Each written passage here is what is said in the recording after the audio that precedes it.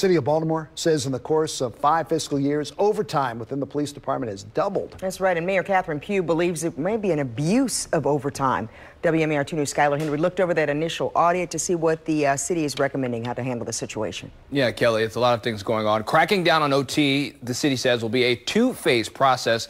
First, acknowledging the findings in this audit and making immediate changes, then a deeper look into the records to track down officers taking advantage. Baltimore Mayor Catherine Pugh says when it comes to overtime, there's too much spending. Is there overtime abuse? I believe so. Do we have the number of officers in the police department that we should? Absolutely not. If you go back to, for example, 2012, we had 3,017 officers. And in the 6 years since, there's been a steady decline of officers to around 2,400.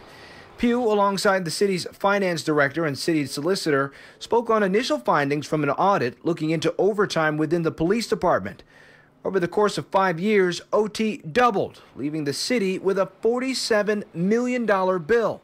BPD lacks internal controls that would allow the department to ensure that officers are working all of the regular hours for which they are paid, as well as to ensure that any overtime hours are necessary.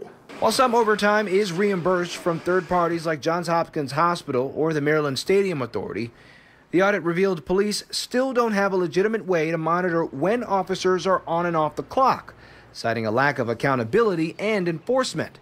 In addition, barriers preventing effective monitoring and supervision and a lack of technology are reasons for significant error. We believe that with the use of technology, that this should ensure and improve regular attendance and improve the use of overtime, limit it to where it's needed, eliminate it where it's not warranted. Technology like biometric monitoring of officers coming to and from work and putting GPS on unmarked take-home vehicles. But those improvements are part of the audit's long-term recommendations. What the audit says can happen now is simply a roll call every morning, requiring officers to check in. Timestamps and even disciplinary actions for supervisors who are non-compliant. And with a consent decree bearing down on the department calling for more officers and stability within police, Mayor Pugh is demanding an improvement for the long term. Since we don't have those numbers, take that money and use it to invest in the technology. That is the instructions that I'm providing for our finance department, because we've got to get here. We cannot continue to accept, recommendations without implementation. Now, the city says they can't put up a number on just how much of that overtime spending is going into officers taking advantage or falsifying their time.